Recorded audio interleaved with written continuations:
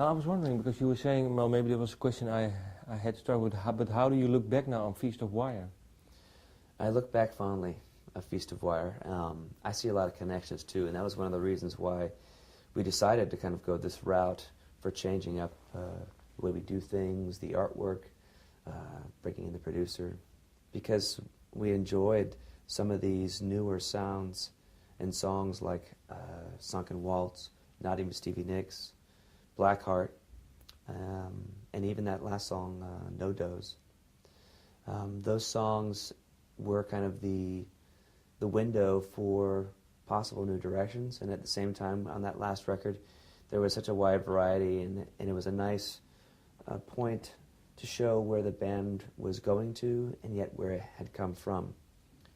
And we still play a lot of the older songs, songs that sound more Latin or jazzy or ambient, or probably the most popular style that we've talked about on this promo tour, the mariachi element or the horn element, which again is still on this new record, but just in a different way. But we still play these songs live. We still love them, and so I think the live show is really exciting because it has even more of a freshness, because there's more of a balance of new songs with old songs. The reason why we chose to try songs like Cruel, where the trumpets are on there, but they're played in more of a pop fashion, is because we had such a great time playing the song Alone Again Or on tour, the cover by the group Love. And yeah, it's just, Feast of Wire, they're all really important records, and I think in some ways you can see a clear path from album to album.